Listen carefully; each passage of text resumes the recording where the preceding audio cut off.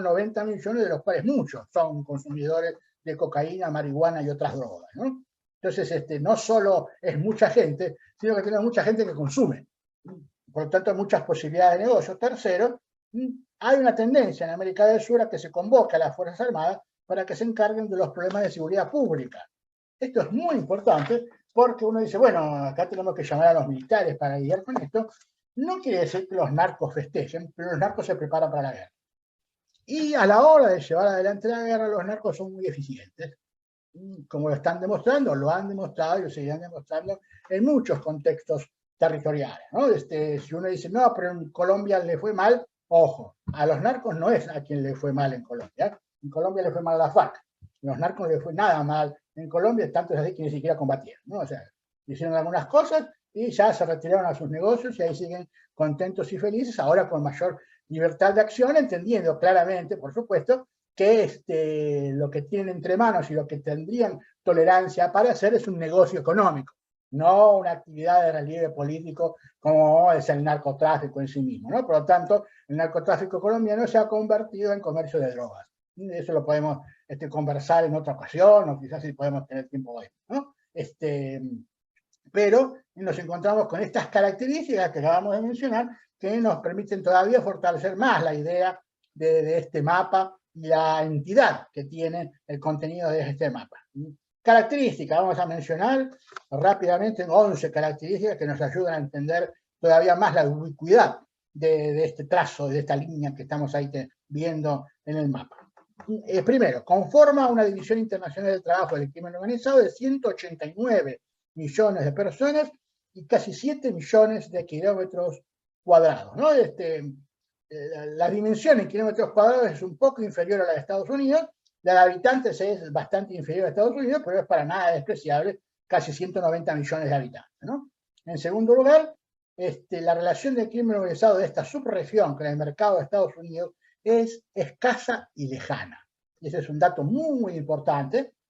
Esta región se nutre para sí misma, no está tan vinculada con Estados Unidos. Los únicos que están vinculados con Estados Unidos podrían ser, en cierta medida, y vemos que no tanto cuando analizamos los porcentajes de cocaína que van hacia el sur, en Perú, sería la cocaína peruana, ¿no? Que tienden en una parte ir hacia el norte, pero como vimos, un gran porcentaje hacia el sur. En tercer lugar, los flujos comerciales del narcotráfico tienen giros internos hacia el sur, en esta región mucho va hacia el sur, y tiene también giros externos hacia África y Europa.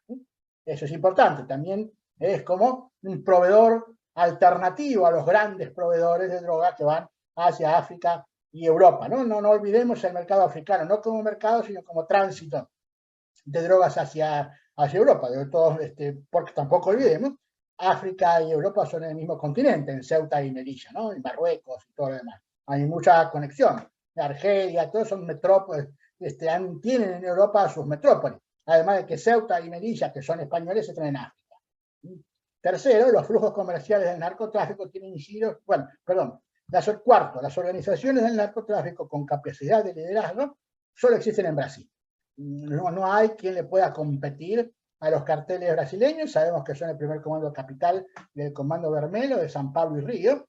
En Argentina, que es el país de la subregión que tiene mayor desarrollo geográfico, el país que es más grande de esta subregión, no hay organizaciones cartelarias importantes del narcotráfico. No se puede decir que la familia Cantero y los Monos de Rosario sean una organización importante. Son importantes en Rosario, pero no más allá de la ciudad, e incluso su tipo de organización es una organización bastante caótica, ¿no? Más familiar, más de clan familiar que de organización ilegal de tráfico. En quinto lugar, los procesos de desarrollo organizacional con origen penitenciario ya comienzan a darse en toda la subregión. El primer comando de la capital extendió su presencia a las prisiones paraguayas y bolivianas. Hay indicios de cierta expansión hacia Argentina y Uruguay, una tendencia que el paso del tiempo seguramente va a fortalecer. En sexto lugar, también es muy importante saber que la intervención de los carteles mexicanos y colombianos en esta subregión es esporádica e intermitente. Más bien se hacen, como por ejemplo en la República Argentina, algunos trabajos de sicariato, de ajuste de cuentas y de ajusticiamiento, ordenados en otro lugar y ejecutados aquí, en virtud de que Argentina es un buen destino para pasar inadvertido y para ingresar sin que a nadie le interese quién es uno y qué va a hacer, ¿no? En séptimo lugar, 2 de los 3 países productores de cocaína, Perú y Bolivia, y el tercer productor mundial de marihuana, Paraguay, están dentro de la región. Octavo, allá arriba, en la franja noroeste y central norte de la subregión, Paraguay, Bolivia y Perú, se encuentran las zonas productoras. En la zona noroeste, Brasil, están los grandes carteles, el primer comando de la capital y el comando Gravelo, y el principal, el mercado de consumo, con 96 millones de habitantes. En la franja oriental, en Uruguay y Argentina, están los mercados de tránsito externo hacia afuera y mercados de consumo. En Chile se encuentran los puertos de salida al Pacífico, al igual que en Montevideo y Buenos Aires. Noveno, el tráfico de drogas en esta subregión transcurre por el eje geopolítico de la Cuenca del Plata, específicamente a través de la hidrovía y la triple frontera, saliendo hacia Europa, África, etc. Punto 10. Una segunda ruta en este mismo eje geopolítico de la Cuenca del Plata es la que trae la cocaína peruana y boliviana a través de la ruta 34 desde la frontera norte, allá en Salvador Maza, y ya con Yacuiba en Bolivia, hacia Buenos Aires, ¿no? Buenos Aires se entendía como una metrópoli portuaria de 14 millones de habitantes con salida al Atlántico y a Europa. Por último, en Brasil, Paraguay y en menor medida en Uruguay, se está conformando y se sostendrá en el tiempo una tendencia a incorporar a las Fuerzas Armadas en el combate al crimen organizado, ¿no? Este es un dato en realidad desde mi punto de vista de poca importancia. Si no se conforma o se conforma, es relativo. Lo que importa es que todos están teniendo en mente como discurso el combate, la guerra al crimen organizado, lo cual desde el punto de vista del discurso, desde el punto de vista de las políticas públicas de seguridad contra el crimen organizado es totalmente inadecuado. Nadie puede combatir al crimen organizado con ninguna perspectiva de conseguir algo que sea provisorio o exitoso, ¿no? O sea, en mi opinión. Y entonces vemos que los datos que acabamos de mencionar en forma ordenada, ¿no? Aquí vemos la superficie geográfica, la cantidad de habitantes de las partes que componen esta subregión. De los estados, 10, 11 estados que mencionamos de Perú, no llegan al medio millón de kilómetros cuadrados en superficie, 8 millones de habitantes.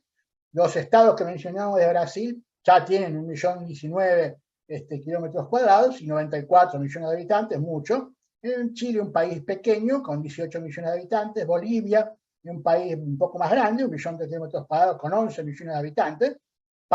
Por ejemplo, ¿no? Colombia tiene la misma extensión y tiene 40 millones de habitantes, ¿no? Entonces también hay que saber eso. Paraguay, pequeño, menos de medio millón de kilómetros cuadrados y 7 millones de habitantes. Uruguay, más pequeño, 3 millones y medio. Argentina, 2 millones 78, casi 3 millones de kilómetros cuadrados, 46.2 millones. Tenemos 189 millones de habitantes y en 6.8 millones de kilómetros cuadrados, 7 millones de kilómetros cuadrados. Esta es la dimensión de este mapa que estamos proponiendo para razonar la problemática, ¿no? Meter todos los datos sueltos de cosas que pasan en diversos lugares dentro de una misma caja de pensamiento para tener entonces el enfoque puesto en un solo lugar, no en 20 lugares diferentes a la hora de establecer políticas estratégicas, ¿no?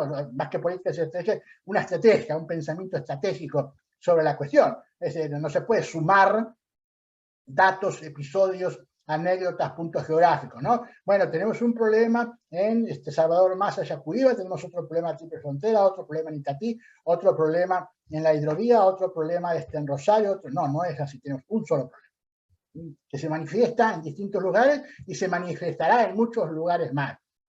Describir el problema, describir el estatus de la situación, hacer un análisis estratégico y después elaborar diversas políticas públicas de multitud de temas, ¿no? ¿Qué tipo de fuerza necesito yo para intervenir en estos lugares y cómo voy a intervenir? ¿Qué quiero hacer? Primero. Segundo, ¿quién va a intervenir? Si yo lo que planteo es la intervención de las fuerzas de seguridad para la resolución de los problemas del crimen organizado, yo no lo voy a resolver. Las fuerzas de seguridad no pueden hacer que la gente en Salvador Maza tenga un poco más de empleo o mejor trabajo y dejen entonces de transitar mercadería ilegal por el Bagalleo a través del arroyo seco que separa ambas ciudades, en un lugar donde Salvador Massa no puede competir con el crecimiento petrolero que tiene Yacuiba del otro lado, etcétera, etcétera. Lo mismo en Puerto Iguazú, tenemos fronteras desatendidas y la responsabilidad de la desatención de la frontera no incumbe a las fuerzas de seguridad. Las fuerzas de seguridad tienen una responsabilidad y un marco de actuación muy específico y muy concreto en relación a organizaciones, delitos, inteligencia y no más allá. Si no están acompañadas por una política de carácter estratégico que vea la problemática de seguridad compleja en términos más amplios, lo que puede hacer las fuerzas de seguridad es detener a alguien, ¿no? Y después ver cómo se le licúa el proceso, la detención, la inteligencia y los datos por ahí porque alguien apretó la tecla mal y borró un celular. Cuadro 2, entonces vemos cómo está la peligrosidad en cada una de las regiones de esta subregión, ¿no? En Brasil, alto, es donde el porcentaje de homicidios cada 100.000 habitantes es más elevado, 19.3 en el 2020 y 18.5 en 2021. No se ve aquí, pero la fluctuación de los indicadores de homicidios cada 100.000 habitantes en Brasil varía mucho, ¿no? Sube y baja, siempre en términos y en rangos altos, constantemente. O sea, no hay una tendencia como para decir está disminuyendo o está aumentando. Siempre está arriba y tiene flujos ascendentes y descendentes. Argentina, 4.6, hubo más homicidios en el 2020, pero el cambio demográfico de aumento de población lo dejó prácticamente igual. Al indicador, bajo indicador, Chile también muy bajo indicador, Paraguay un poco más elevado y creciendo, Uruguay bajó, pero está muy arriba. Imagínense ustedes que sacamos nosotros de aquí, de este cuadro, Brasil, Uruguay es el país más peligroso en la región, aunque uno no lo crea. En Bolivia el gobierno no da datos oficiales, pero los indicadores son bajos, como si fuera la Argentina, incluso más bajo, a pesar de ser un país que produce, que exporta cocaína, uno de los 3 productores mundiales de cocaína. Perú, como vemos, hay un rango de descenso de la peligrosidad muy elevada de 2020 a 2021, donde cayó a la mitad. Habría que ver en este año cómo va, pero tampoco Perú es un país que se destaque por ser violento, por así decirlo, ¿no? Más que la violencia de la guerra civil o del problema que tuvo con Sendero Luminoso y la política de gobierno de Fujimori y ataque a Sendero Luminoso, no es un país que se destaque por peligroso, es más la peligrosidad peruana en Buenos Aires que la peligrosidad peruana en Perú. Bien, ya estamos entonces en la triple frontera. Este es un mapa que vemos de la triple frontera con sus poblaciones, ¿no? Esta es Ciudad del Este, que es la ciudad más grande de la triple frontera. Aquí vemos Foz de Iguazú en Brasil, aquí vemos pequeño Puerto Iguazú en la República Argentina. Acá tenemos el cruce, digamos, de la triple frontera. Acá está el puente, que se utiliza, como ven ustedes, de Brasil a Paraguay, no de la Argentina, ¿no? Acá hay de Argentina a Brasil, pero no hay a Paraguay. Entonces hay que hacer todo un recorrido. Esos son los caprichos propios de los mapas y las interconexiones y las dificultades de interlocución entre los países para conectarse mejor. Ciudad del Este es capital del departamento de Alto Paraná, la ciudad más importante de esta estructura transfronteriza, que es la estructura transfronteriza urbana más compleja de América Latina. El mapa creo que ayuda bastante a entender la complejidad, ¿no? Nosotros nos encontramos aquí con grandes ríos, estos son ríos muy enormes a la hora de calibrar su dimensión.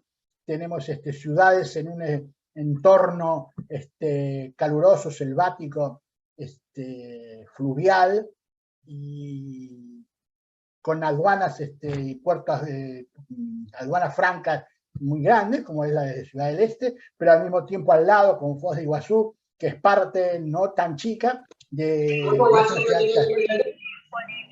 No es una ciudad tan chica, pero además en un país como Brasil, ¿no? Que es un país que geopolíticamente siempre es muy pretencioso. Y entonces ahí hay un choque respecto a los intereses y a las ambiciones de cada uno de los países en la zona de la triple frontera. 300.000 habitantes, se ubican al extremo este de Paraguay, y junto con Foz de Iguazú en Brasil, que tiene 250.000 habitantes, o sea, es una ciudad grande, 300.000, Ciudad del Este, 250.000. Foz de Iguazú, y tenemos Puerto Iguazú, 40.000 habitantes, bastante más chicas, se conforman lo que se entiende la mejor manera de definir esto, que es la región de las tres fronteras. Se le dice siempre frontera, pero el nombre con que debe denominarse es la región de las tres fronteras. Está modelada por la confluencia de los ríos Iguazú y Paraná, por ahí están las cataratas del Iguazú en la región, y está la represa de Itaipú, que es la hidroeléctrica más grande del mundo. Vamos a mencionar, en la triple frontera hay varias cosas que son las más grandes del mundo. Uno es la represa de Itaipú, la hidroeléctrica más grande del mundo. Por ahí se dice, si ustedes buscan, que la más grande del mundo es la de las Tres Gargantas en China. Pero el problema es que la de las Tres Gargantas en China son 3 represas hidroeléctricas, no una. Si tomamos una, es Itaipú. Después de Miami y Hong Kong, es la tercera zona comercial libre de impuestos más grande del mundo, y allí en Ciudad del Este se genera la mitad del PBI paraguayo. Así que a la hora de tomar feria franca o zona franca, Miami, Hong Kong, Ciudad del Este. La zona, el departamento donde se ubica Ciudad del Este, el departamento de Alto Paraná, tiene una población de 737.000 habitantes, una tasa de desempleo de apenas el 4.93%, el 70% de los hogares son vivienda propia, apenas el 14% son viviendas alquiladas, el 97% tiene comunicación telefónica, el 100% tiene electricidad y el 75% cuenta con transporte propio, mientras que la población por debajo de la línea de pobreza se ubica en el 21%, el 97% de los niños entre 6 y 14 años tienen enseñanza formal. La desigualdad medida por el coeficiente de Gini es de 46, en el resto, en todo el país, Paraguay es más elevada, o sea, hay más desigualdad, 51.7, en Argentina es un poquito más bajo, 42, en Brasil es más elevado, 51, con lo cual la desigualdad social en Ciudad del Este es media, comparando con el resto de los países. La actividad comercial constituye un importante mercado de trabajo transfronterizo. Por este puente que ven acá, que conecta Foz de Iguazú con Ciudad del Este, llamativamente, todas las mañanas cruzan 30.000 personas, los sacoleiros, desde Foz de Iguazú para trabajar en Ciudad del Este. El sacoleiro porque cargan con sus sacos de mercancía para vender en Ciudad del Este. Los productos importados libres de impuestos atraen a los compradores de ambos lados, Brasil y Paraguay, caracterizando a Ciudad del Este por la multiplicidad de lenguas y nacionalidades. Árabe, guaraní, portugués, español son los idiomas que se escuchan muy habitualmente en la ciudad, donde reside una muy importante comunidad sirio-libanesa, que es el núcleo de las personas dedicadas al comercio allí en la ciudad. Otro dato, además de lo que mencionábamos de la hidroeléctrica de Foz de Iguazú, es el hecho de que la región se encuentra geopolíticamente en el epicentro del sistema del acuífero guaraní, SAC. Es uno de los acuíferos más grandes del mundo y el primero por la facilidad de acceso a la fuente de agua bajo tierra, ¿no? Una posición que convierte a las tres fronteras en un punto importante del control territorial del continente, ¿no? Aquí tenemos un mapa de lo que sería el acuífero guaraní, claro, aunque acá parezca que fuera como una especie de mar subterráneo, en realidad no es un mar, se trata de agua adherida a la corteza terrestre, subsuelo, ¿no? Las piedras. Como si fuera, digamos, cuando se habla del shale oil, ¿no? Del petróleo adherido a las piedras y que deben ser explotados para sacarlo. Aquí tenemos agua adherida a las piedras del subsuelo, nada más que, al contrario, a diferencia de otros acuíferos en el mundo, este es uno de los más grandes, pero además es fácil acceder al agua en el subsuelo. Abarca 1.195.700 kilómetros cuadrados, es enorme, con un 70% en territorio de Brasil, 19% en territorio argentino, 6% en territorio de Paraguay. Las reservas de agua, que además tienen una gran capacidad de renovación, porque esto está en el medio de una cuenca fluvial enorme, pueden servir o pueden abastecer de agua potable a 360 millones de personas durante 100 años. Hay tres elementos de primer nivel global que interesan en el lugar, ¿no? La zona de la triple frontera. Primero, fuerte actividad comercial, que incluye la colectividad islámica, en el centro de comercio libre de impuestos más grande del mundo. Brasil acaba de anunciar la apertura de 3 centros comerciales libres de impuestos en la vecina ciudad de Foz de Iguazú, lo que implica un cierto desafío, ya se abrió por lo menos uno de ellos, un cierto desafío estratégico al predominio de Ciudad del Este. En segundo lugar, la operación de la represa hidroeléctrica más grande del mundo en Itaipú, que produce 14.000 megawatts de potencia instalada, lo cual le permite acceder a Paraguay a una energía muy barata. Y por eso tenemos Ciudad del Este 97% de hogares con energía eléctrica, al igual que el resto del país prácticamente. Es 4 centavos de dólar por kilowatt hora. Y esto hace que además Ciudad del Este sea la capital mundial de la minería de criptomonedas. Y ustedes saben que la minería de criptomonedas tiene como dos grandes gastos. Primero el hardware de la computadora, segundo el gasto de electricidad para computadoras que están a todo el microprocesador, a todo lo que da calentándose 24 horas por día todos los días a fin de procesar información y emitir criptomonedas, ¿no? Entonces, es la primera ciudad mundial en minería de criptomonedas. Este sistema acuífero guaraní que vemos ahí en pantalla tiene estudios ya encarados por el Banco Mundial, pero el uso de las posibilidades del acuífero guaraní no está regulado internacionalmente ni regionalmente. Con lo cual está como parado, como muy listo para aquel que tome la primera mano, digamos, ¿no? Está desprotegido, desguarnecido en términos de legislación internacional o de acuerdo regional sobre su uso o no uso, o su destino, su objetivo, su preservación, o lo que se decida hacer sobre él, ¿no? Está entonces sin una protección, sin una salvaguarda de estos enormes recursos del acuífero guaraní, pero bueno, hemos mencionado algunas otras cosas, de la criptomoneda, la feria franca, la represa de Itaipú, para tomar dimensión de qué estamos hablando, ¿no? Ustedes saben muy bien que siempre se menciona reiteradamente a la región de la Triple Frontera como un lugar de origen sospechoso en cuanto a recursos, en cuanto a dinero, en cuanto a financiamiento de actividades terroristas, asiento del Hezbollah y de las guerrillas iraníes, etc.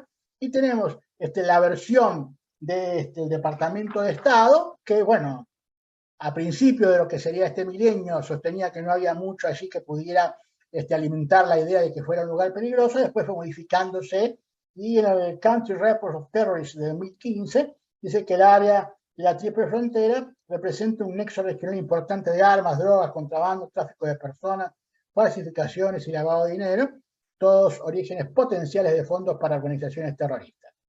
Bueno, y por supuesto, las afirmaciones y argumentaciones sobre la sospechabilidad del financiamiento del terrorismo allí en la Triple Frontera son abundantes.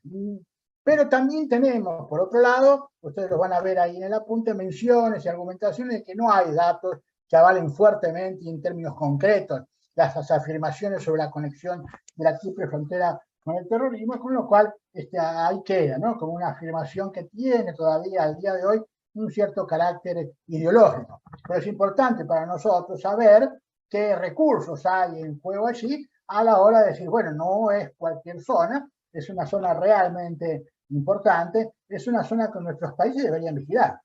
No quejarse de que la vigilen otros, ¿no? A eso me refiero. Deberíamos nosotros destinar presupuestos, recursos, tecnología y personal a la vigilancia de esa región, de ese punto, para la preservación de nuestros intereses, siempre y cuando sepamos cuáles son. Y en todo caso también para la salvaguarda de injerencias extranjeras que sean ofensivas a nuestra soberanía, a nuestros intereses, a nuestros recursos, ¿no? Lo cierto es que la Triple Frontera sigue teniendo una importancia geoestratégica clave para Estados Unidos porque permite un ingreso directo a la geopolítica del Cono Sur y permite contrarrestar la influencia de China en la región, ¿no? El control de la Triple Frontera permite limitar los avances de otras potencias en disputa en el mundo sobre esta parte del mundo. La hidrovía. Ahora entramos en la hidrovía. Creo que se ve aquí, ustedes pueden apreciar en el mapa ya se ve mejor, ¿no? Cómo esto es todo un sistema nervioso de canales, ¿no? Ven ustedes, se ven por supuesto los grandes ríos, pero una multitud de pequeños canales que están serpenteando, como si fuera un sistema nervioso, por toda la región. Esto es la hidrovía. Esto permite entonces transportar barcazas hasta los grandes ductos, los grandes ríos, con destino al Río de la Plata, a la salida del Océano Atlántico, al mercado mundial.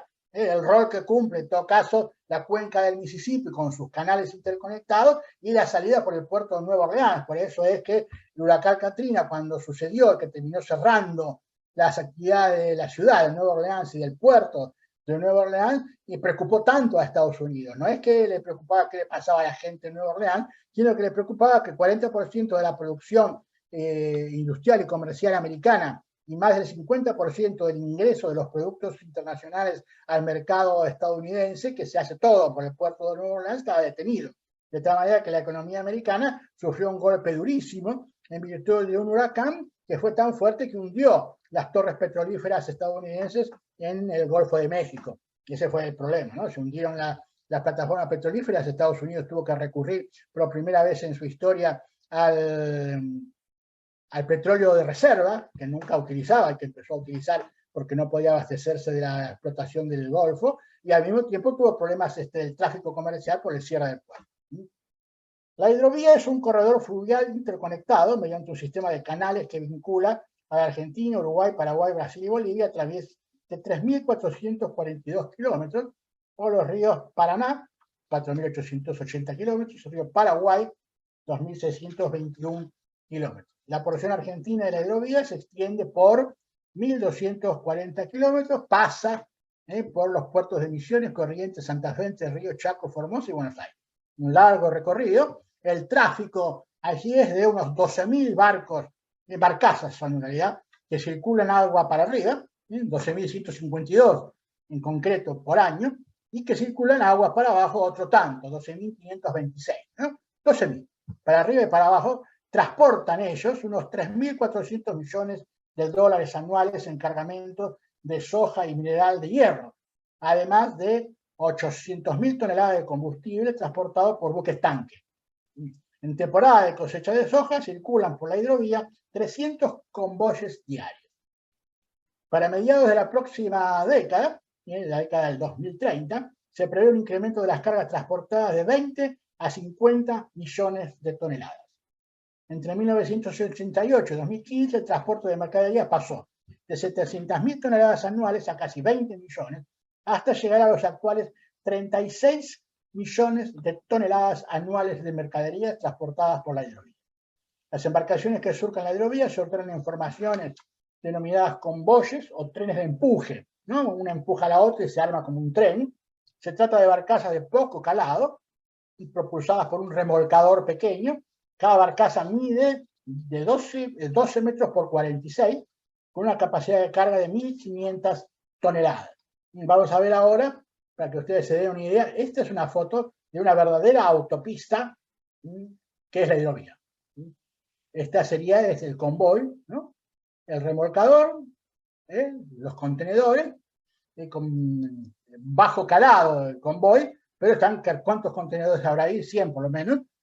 Hay uno atrás de otro, los barcos y barcazas todo el tiempo, todos los días, todo el año, circulando por la hidrovía. Como ven ustedes, es una salida de producción brasileña, paraguaya, argentina, uruguaya,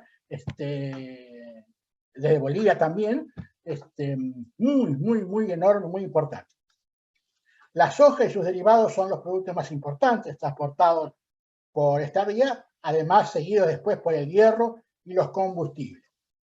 Acá llegamos, los narcotraficantes esconden los panes de marihuana entre esa mercadería legal o la transportan en barcazas que alquilan, ¿no? Barcazas que solo transportan droga, cada viaje son $10.000. Dada esta geografía que mencionamos en el sistema neural, las barcazas pequeñas circulan por cualquiera de esos pequeños canales interiores, no necesariamente andan por los grandes ríos, se pueden meter por cualquier parte, ¿no? Y entonces van circulando a llegar al lugar de destino específico donde van, ¿no? Este amplísimo corredor con tan alta intensidad de tránsito tiene lógicas dificultades de control.